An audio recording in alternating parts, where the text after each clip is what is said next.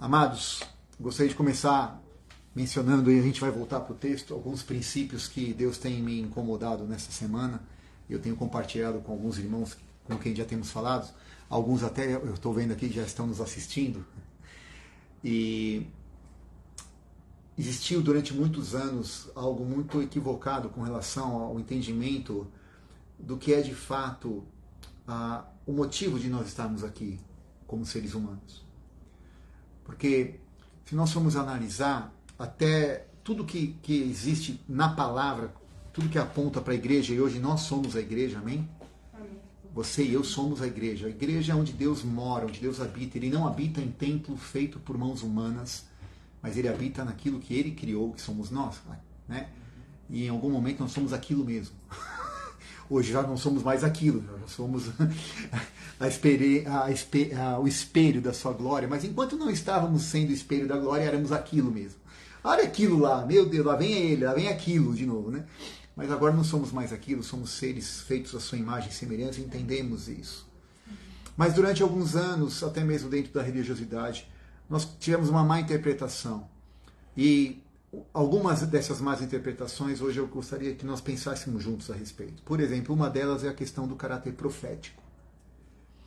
Quando Deus nos cria, e em Gênesis 1:26, ele fala, façamos o homem segundo a nossa imagem e semelhança.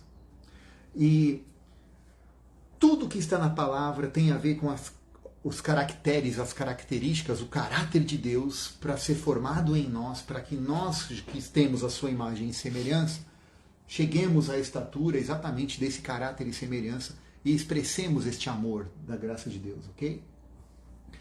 Então, quando Deus fala, façamos o homem, ele podia ter só pensado, ele podia ter estalado os dedos, ele podia ter soprado, ele podia ter feito qualquer coisa, porque uma vez que ele pode tudo, na sua intenção ele já podia ter nos criado, mas ele não expressou apenas a questão de um poder onde ele pudesse manifestar, mas nós somos, na verdade, frutos da sua vontade. Ok?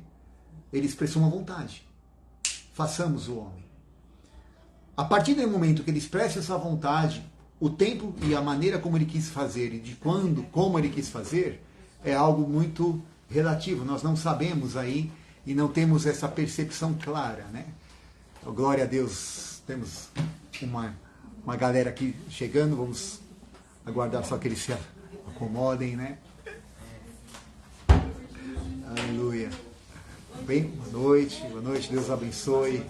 Boa noite. Glória a Deus, Deus abençoe, bem-vindos, é um privilégio sempre. O Senhor nos está trazendo aqui os irmãos, glória a Deus. Desculpe o horário, gente. Imagina, fica à vontade, irmão, bem-vindo. Estava recepcionando uns amigos lá de Vitória. Glória a Deus. Fique à vontade.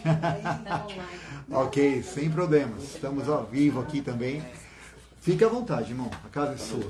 Amém. Prazer. Uns amigos de Vitória. Amém. Era dispensar. É isso aí. Glória a Deus. Estamos aí na vitória. Estamos lendo aqui, irmãos. Lemos o texto de Oséias para contextualizar os irmãos que estão chegando aqui. Colossenses, no capítulo 2. Se o irmão quiser abrir, Colossenses, capítulo 2, do versículo 1 em diante, até o versículo 10. E estamos aqui comentando que alguns conceitos, nós vamos voltar ao texto em breve, mas estamos aqui fazendo uma introdução antes sobre a questão de que Deus nos criou através da expressão da sua vontade. Nós somos criados e somos feitos através da vontade de Deus e não através do seu poder. O quanto do poder de Deus ele usou para nos criar, nós não sabemos. Se foi 10%, se foi 5%, se foi mais de 100%, né? Se foi todo o poder que ele tinha. E talvez eu e você pensamos, bom, já que ele usou todo o poder para nos criar, agora a gente vai ajudar ele a consertar a bagunça, né? Porque não deu muito certo, parece. Glória a Deus, não é nada disso. Ele está no controle de tudo, né? Então, o fato é que eu e você somos a expressão da vontade de Deus. Diga, eu sou a expressão da vontade de Deus. Da vontade de Deus. Uau, Deus quis fazer você. Deus quis te criar. Aleluia. E aí, nós temos que compreender que Deus deu ao corpo de Cristo dons ministeriais. Amém? Amém. Esses dons ministeriais estão lá descritos, né? Os irmãos devem conhecer os textos em 1 Coríntios e tal, Mas há um Deus deu a ele para apóstolos, profetas, evangelistas, pastor e mestre, ok? Então veja só, quando Deus fala que vai criar o homem e cria, o apostólico e o profético andam juntos, eles vêm numa sequência. Por quê? O ministério apostólico se refere à semente, a plantar, ao semear, ao germen, ok? É aquilo que é plantado. O profético, ele já mostra aquilo que a palavra que foi profetizada, aquilo que foi plantado vai se tornar. Amém? Então olha só, Deus falou, façamos o homem, em algum momento isso foi feito, a parte profética da coisa que nós fomos criados. Então, o profético, na verdade, ele não é algo que aponta para futuro. Mas assim como nós estamos vendo o alfa e o ômega, o início e o fim, então profético, apostólico e profético apontam para alfa e ômega, início e fim, autor e consumador. Então, quando eu e você fomos desejados, o desejo de Deus, a vontade dele de nos criar, e fomos nele criados, todas as coisas foram criadas para nós. Amém? Amém. Então o profético não tem a ver com o futuro, mas tem a ver com o caráter eterno. Eu vou repetir isso para você entender, para eu entendermos. Não tem a ver com previsão, expectativa do futuro, mas tem a ver com algo que já existe na eternidade. Porque nós somos seres eternos. Amém? Então, se eu sou eterno, eu tenho que compreender que a palavra, então, foi germinada, o apostólico foi feito. O profético, então, é aquilo que a palavra se torna no seu estado pleno. Então, eles andam juntos. Então, quando nós entendemos isso, percebemos então que o profético não é um futuro, não é um futuro do começo a ser desvendado, a ser revelado, mas é um eterno do que se refere ao princípio. Entendem isso?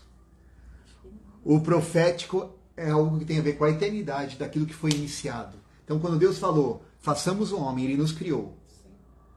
Ok? E nós somos seres eternos. Quando eu falo, então, de algo profético, eu estou trazendo à minha consciência a eternidade desse princípio que foi gerado. Que eu e você somos eternos e tudo que nós precisamos já está feito por nós, em Cristo Jesus. Amém. Então, eu não preciso mais agora viver na ansiedade de descobrir o meu futuro. Porque quando eu tenho uma convicção e clareza daquilo que é a minha origem, eu não preciso mais agora andar ansioso, buscando saber o que vai acontecer, para ver se eu consigo ali, manipulando as situações, controlá-las ou não permitir que elas me controlem, porque eu já sei quem eu sou. Então, quando Deus fala uma palavra profética a nosso respeito, Ele nos traz uma consciência daquilo que Ele já gerou em nós e que olha o nosso fim, porque Ele já criou o nosso destino. E qual é o nosso destino? Os irmãos sabem? Para onde vamos? Nós vamos para Ele, porque somos dele, por Ele e para Ele. Amém? Então hoje, nós estamos vivendo um processo entre o princípio que fomos criados e o profético. Estamos aqui para descobrir e perceber o que está acontecendo neste meio. Estamos na metade aqui do caminho. Então a igreja é um processo de descobrimento dessa parte profética das nossas vidas. De compreender o que nós vamos fazer na eternidade. O que nós vamos viver de forma eterna. Porque nós somos a imagem dele e ele é eterno, nós somos eternos. Então, às vezes, eu muitas vezes procurei alguns profetas para querer saber o que ia acontecer no meu futuro, para querer entender. Então, o profético não é um talvez seja, quem sabe será, que bom que fosse. O profético significa simplesmente um assim é. Aleluia. Assim diz o Senhor, você é meu filho amado em quem eu tenho prazer, você é a minha filha querida, eu te criei com um propósito, eu te criei com foco. Você não está à revelia neste mundo. Você tem aqui um motivo de ser. Eu tenho para você um projeto, eu te amo, eu preparei você, então você não tem que ficar ansiosa, querendo controlar ou percebendo as situações. Então a igreja não é um talvez seja, quem sabe será, que bom se fosse. Mas a igreja é, sim, uma referência de fé. A igreja que somos nós, pessoas, temos que ser este ponto de referência. Não, eu sei quem eu sou, por isso você pode aprender comigo. E nós juntos avançarmos. Amém. Amém? Porque Deus, desde a antiguidade, ele já era contrário aos prognosticadores. Ih, engasguei mesmo. Quem adivinhava o futuro, né? Essa palavra é meio... Quem fazia prognóstico, é mais fácil, assim, né? Pronto, para não virar meme aí, né, irmãos? Os irmãos do meme aí, tô de olho, viu? Por isso, muitas vezes a gente até corrompeu alguns irmãos profetas que, na ânsia de querer nos acalmar, tentavam nos falar sobre o futuro. E com isso corrompiam a seu próprio chamado, o seu próprio dom, e nisso se frustravam, porque a profecia não tem a ver com adivinhar o que vai acontecer, mas tem com trazer uma convicção daquilo que já é no eterno, dentro do teu princípio, dentro daquilo que Deus já te fez. Amém? Que tem a ver com o teu propósito, com a tua chamada. Então, a profecia traz uma revelação da eternidade, para que eu não tenha ansiedade de futuro. E aí, essa questão do apostólico e do eterno, existem 3 ministérios que nos unem entre o que é apóstolo, o que é apostólico, entre o que é a semente, a palavra, e o que é a profecia da palavra já cumprida em nós. Então, nós todos aqui somos uma palavra da parte de Deus. Eu não conheço o irmão, qual é o seu nome? Rodrigo. Um belo dia Deus falou, vou fazer o Rodrigo. Ele teve uma vontade. Da vontade de Deus nasceu o Rodrigo. A profecia se cumpre quando o Rodrigo se manifesta de forma plena em terra. Já está feito de forma profética. Agora o Rodrigo precisa entender. Do nascimento até essa eternidade se manifestar, quando a gente estiver num outro corpo, o que o Senhor tem preparado para ele, aqui e agora, para que isso se cumpra. Percebe? Então, essa junção, as pessoas, então, nós anunciamos o Evangelho, ministramos o Evangelho. Olha, você pode conhecer o teu pai, você pode conhecer. Aí vem o ministério do evangelista que propaga isso. E ao propagar isso, o Rodrigo um belo dia aceitou. Olha, eu creio que Deus tem realmente um propósito para mim. Eu creio que eu tenho um chamado, eu quero andar com Ele. E tendo aceitado, ele precisaria então ser cuidado, ter como um bebê recém-nascido, ser cuidado, e ter cuidados é chamado na Bíblia de pastorado, de pastoreamento. De um pastor que vem e ensina e cuida dele, na verdade. Mas não para aí, porque não tem a ver, ao aceitar Jesus, com garantir uma salvação. Eu agora estou salvo, então eu agora está tudo certo. A salvação não é um fim em si. Porque mais do que ser cuidado, eu preciso agora ser ensinado, e aí entra o ministério, os dons, o dom ministerial de mestre, de ensino, para que em sendo ensinado, gere-se uma nova cultura na minha mentalidade, na mentalidade do Rodrigo. E agora, com essa nova cultura, eu tenha percepção e possa acessar tudo aquilo que o reino de Deus tem preparado para mim. Porque o reino de Deus também tem uma cultura. O reino de Deus não é acessado de qualquer jeito, de qualquer maneira. Então, eu vivia antes no outro reino, o reino do meu egoísmo, o reino centrado em mim mesmo, vivendo para o meu umbigo, vivendo para as minhas vontades, escravo destas coisas. Então, quando o Evangelho me foi anunciado, que eu posso viver um outro estilo de vida, eu aprendo então que eu sou gerado por uma vontade e não por poder. Então, eu paro de buscar poder para resolver os meus problemas. Porque eu não... hoje a gente percebe o quanto eu fui infantil, vivendo religiosamente, buscando o poder de Deus para ver, quem sabe, eu conseguisse sanar as questões que muitas vezes eu mesmo me coloquei e que não tinha nada a ver com a vontade dele. E aqui nós vemos os textos falando: procurem conhecer a vontade, procurem ter entendimento de Deus e não fazer coisas, não fazer sacrifícios, não fazer holocaustos. Nós vemos aqui em Oséias, amém, irmãos? Nós vemos juntos aqui, vamos voltar lá. Oséias, então conheçamos e prossigamos em conhecer ao Senhor. Oséias 6,3. Em Oséias 6,6 diz assim: porque eu quero misericórdia e não sacrifício. Eu quero conhecimento de Deus, mais do que holocausto.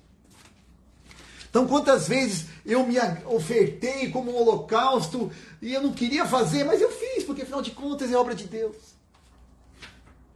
Quem sabe assim, Deus se agrada de mim. Aí eu faço uma barganha: ó Deus, eu estou aqui fazendo meu papel, né? Agora, o que o senhor acha de ver a minha causa ali? Eu estou com uns probleminha aqui. Vou em ordem alfabética ou o senhor quer por situação mais grave? O senhor pode escolher, eu te dou essa opção, hein, Deus? Quando, se eu tivesse investido mais tempo em conhecendo a vontade dele, entender que o poder é uma consequência. Porque mais do que poder, Deus tem preparado para nós a autoridade. Aleluia. Porque Deus, em Cristo Jesus, quando ele sobe aos céus, a frase que ele usa, ele não disse, eis que vos dou o poder para ir e fazer discípulos, expulsar demônios. Não, ele não falou essa frase. Eis que vos dou autoridade. Qual é a diferença, irmãos? Poder e autoridade. Autoridade só tem quem conhece. Autoridade vem de conhecimento. Eu tenho autoridade para falar da minha esposa e ela de mim. Ela me conhece. Eu já não tenho autoridade para falar da irmã Sônia, para falar da irmã Elisama. Eu posso ir até a página 1. Da página 2 em diante já não conheço mais. Um caminho junto. Não sei os desejos, não sei os anseios, não sei os toques, não sei. A da Marcela eu conheço todos. Então eu tenho autoridade para falar e ela de mim. Só peço que ela não faça.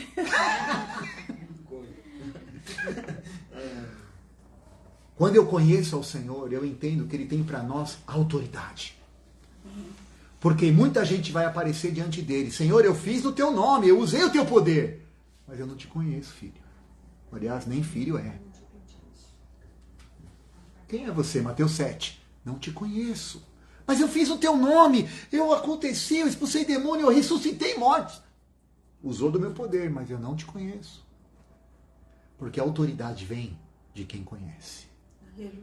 E só conhece quem quer buscar essa clareza de compreender a vontade. Porque quando eu compreendo a vontade, eu agora vou ter que tomar uma decisão. E, irmãos, eu peço perdão, talvez não é um discurso fácil de dizer, porque está mexendo comigo. E assim, eu não vou ficar no barco sozinho, então eu vou chamar mais gente comigo. Eu preciso compartilhar isso com os irmãos. A graça, ela carrega um peso de glória maravilhoso. Ela é muito melhor do que a lei, amém? Só que ela traz um compromisso muito mais pesado e sério. Infinitamente mais pesado e sério. Por quê? Quando Jesus fala em João 14, 15, quando ele começa a falar, aquele que me ama, guarda os meus mandamentos. Talvez eu e você tenhamos em mente, quando eu ouço a palavra mandamentos, a lei de Moisés.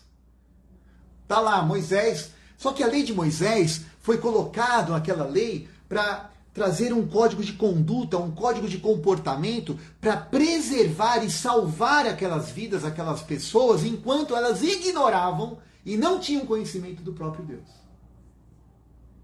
Então a lei comportamental, ela trazia uma segurança. Eu não posso fazer aquilo, tá? Mas eu não conheço Deus, eu não sei porque eu não posso fazer. Mas eu não vou fazer porque a lei mandou e tem consequência na lei. Então era um aio, era um tutor para aquele povo.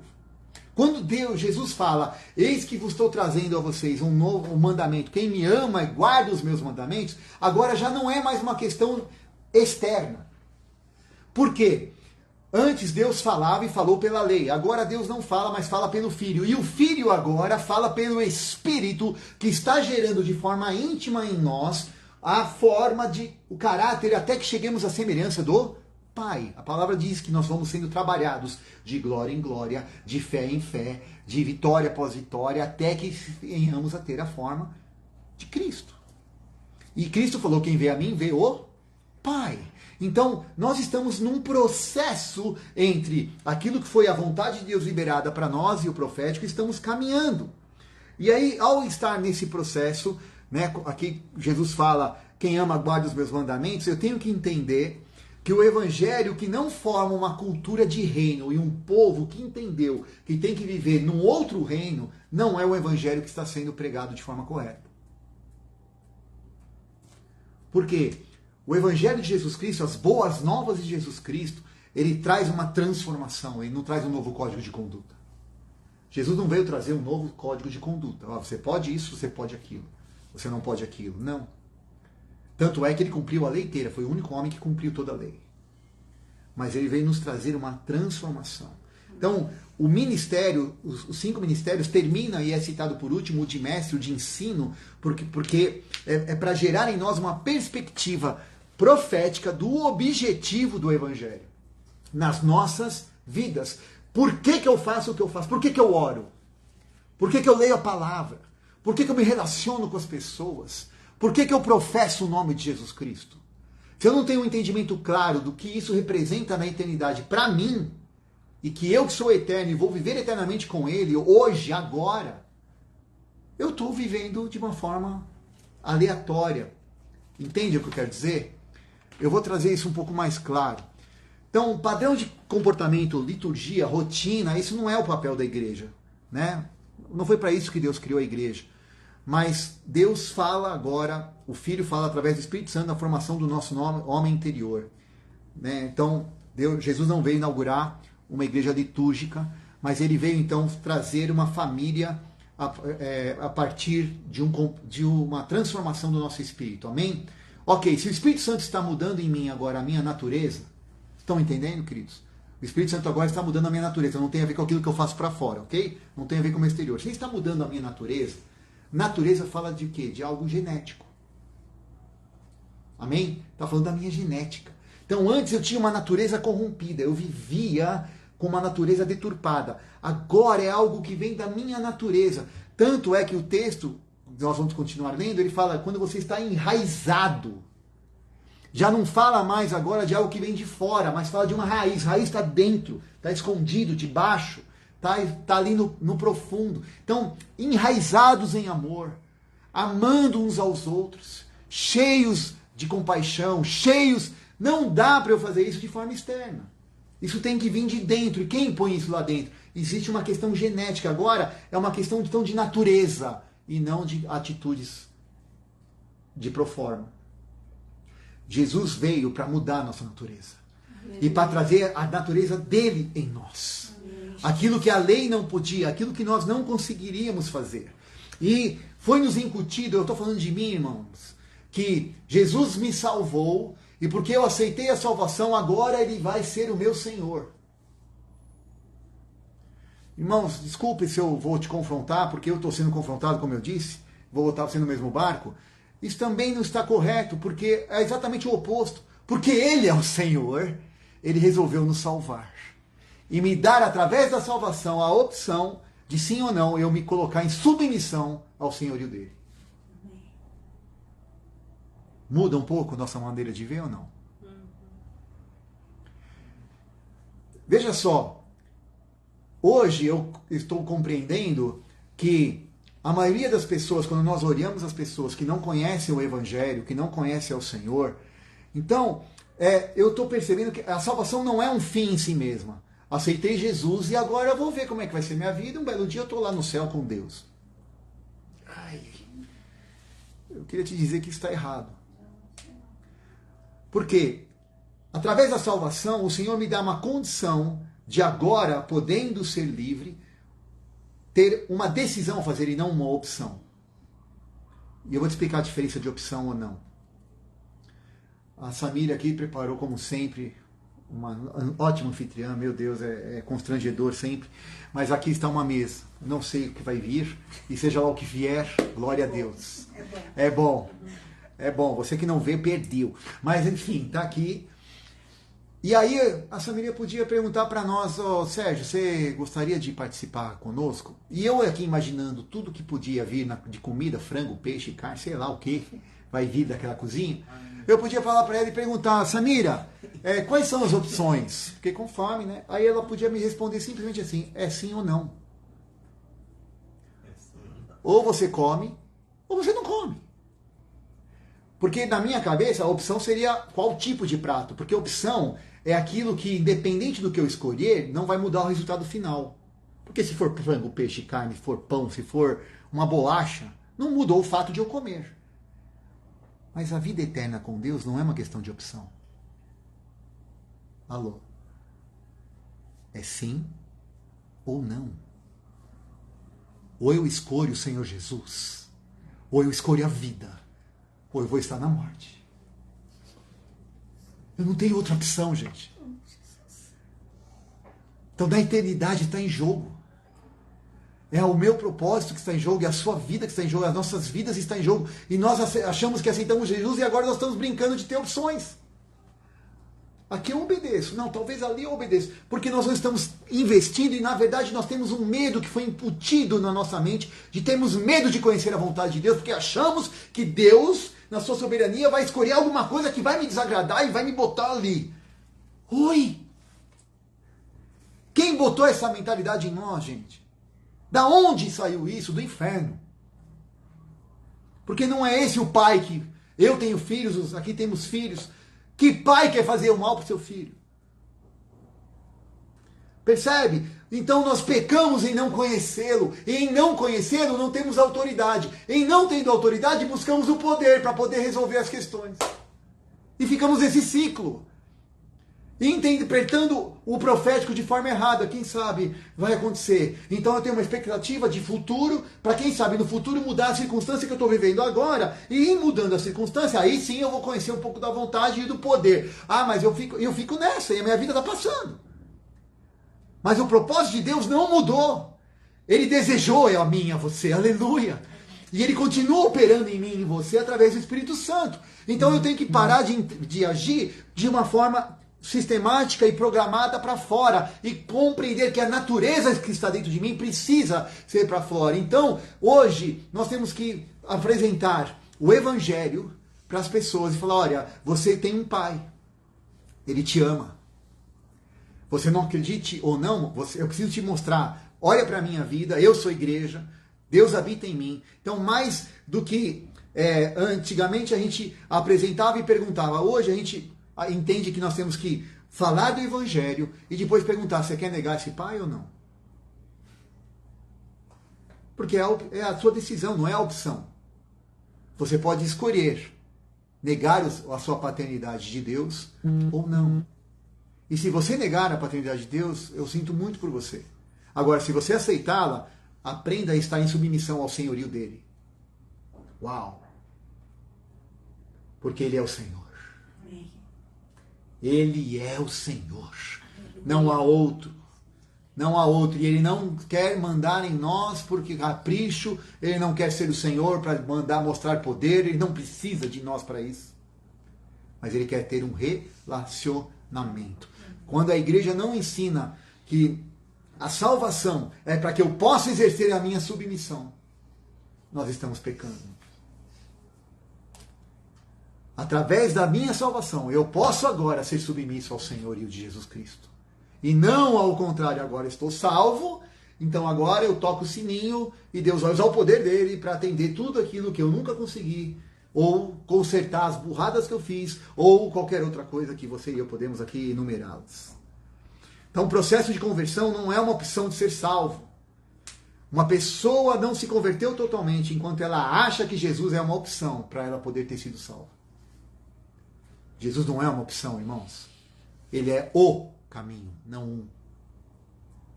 Ele é a única resposta para a nossa alma caída. Ele é a única saída. Então, eu e você precisamos crescer, avançar e entender do propósito eterno de Deus para nós. Que, conforme a opção que eu e você fizermos, vai mudar o destino. E Deus tem o melhor destino para mim e para você. Ele já desenhou o teu destino. Ele já sabe. Ele quer que você e eu voltemos para Ele. Estejamos aqui e aqui venhamos a ser a expressão do seu amor. A expressão da... Então, é por isso que eu e você temos que compreender que o Evangelho não é para ser explicado no sentido de ser interpretado. E eu encerro com isso. O Evangelho não é para ser interpretado. Teologia não é uma ciência de interpretação. A teologia é uma experiência de conhecimento. A teologia é para que eu e você conheçamos a Deus e, em conhecendo, sejamos livres, possamos ser transformados. Então, quando eu e você Quando eu e você começamos a conhecer a Deus, eu acho que a última coisa que nós vamos querer é entendê-lo. Nós vamos passar a eternidade inteira entendendo. É mais ou menos como marido e mulher, né? Quem é casado desistiu de entender a mulher faz tempo.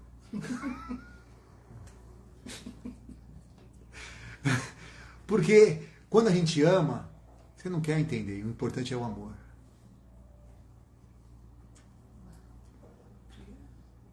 Alô? O importante é o amor. Se nós o amamos, não existe porquês. Por que isso? Por que aquilo? Meu Deus, cadê você? Tipo na parede que a tua palavra disse, eu determino. O Senhor está nos chamando para uma maturidade. Em conhecer e prosseguir em conhecer. E avançando nisso, dar a conhecer. Então eu não passo mais a ter amor, mas eu sou como Ele. Eu sou amor. Aleluia. Eu já não tenho mais pedido por paciência. Eu sou paciência. Como é que você ama fulano? Como é que você ama ciclano? Não consigo explicar, aliás, nem me pergunte, porque eu também não sei. Porque é uma questão de natureza. É uma questão de natureza. Essa semana mesmo uma pessoa me disse, poxa, mas a pessoa já fechou a porta. A pessoa não responde. Você insiste. Você está sendo chato. Você está ali forçando a... Falei, o amor de Deus é assim. Ele bate a porta. Ele bate a porta. Quem sabe uma hora abre. Porque ele vai atrás de nós. Ele constrange. Não tem explicação lógica para o amor. Não tem como você fazer uma fórmula matemática e falar, eu não sei, mas eu sinto um impulso. E quando você sente isso, a melhor coisa que você podemos fazer é fazer o que Deus está mandando você fazer. E não agir pela razão. E não agir pela lógica. Não agir pela cultura cultuística, ou a cultura de formalidades religiosas. Agora é a hora da fumacinha para frente, depois para trás. Oh, que erro grave. Deus nos chamou para ser livres. Para viver como família. E neste tempo onde as coisas estão indo de mal a pior, essa consciência de os 5 ministérios estarem fluindo através de nós e em nós, nos levando a compreender que eu e você somos fruto da vontade, para que paremos de buscar poder, e porque quando entendemos a vontade, teremos a autoridade, e tudo acontecerá no tempo e propósito de Deus, na minha e na sua vida, nos seus relacionamentos, em tudo aquilo que está acontecendo hoje. Hoje, agora. Amém? Era isso que eu gostaria de compartilhar com os irmãos. Eu espero ter conseguido, embora possa parecer um pouco complexo, mas os irmãos me entenderam minimamente que seja. Eu até escrevi porque realmente para poder ter um rumo aqui para não me perder, mas é algo tão ao mesmo tempo profundo, mas simples, porque não tem a ver com regrinhas. Em Gálatas capítulo 5 são citados 17 obras da carne e coisas semelhantes a estas, que não se deve nem mencionar. E ele está falando, a principal característica do fruto do Espírito, o primeiro gomo desse fruto é o amor. E o amor é uma pessoa. É o próprio Pai. Então percebe que não tem coisas a ver com procedimentos ou regras de conduta, mas tem a ver com uma natureza transformada pelo poder do Espírito Santo. Por isso que o poder que foi dado a nós não é para dar testemunho em Pentecostes, mas de sermos o testemunho. Percebem a diferença? Não é para dar testemunha, é para ser testemunha. E só é testemunha quem vive o fato, quem vive aquilo que está sendo dito. Amém? Você que nos ouve, nós vamos continuar aqui, nós vamos orar uns pelos outros. Eu quero te abençoar, declarar sobre ti a bênção do Senhor nessa semana. Nos vemos na semana que vem, a semana de Páscoa. Para o mundo existe aí uma questão comercial. Nós sabemos que a Páscoa real com o Senhor não é essa, mas a Páscoa para nós é Jesus ressuscitado todos os dias, e que Ele ressuscite das covas que muitas vezes a gente quer entulhá-lo lá, mas possamos conhecer a vontade dEle e avançar em conhecer. Amém? Que o Senhor te abençoe, te guarde, resplandeça o seu rosto sobre ti e te dê a paz. Em nome de Jesus. Um grande abraço, até semana que vem.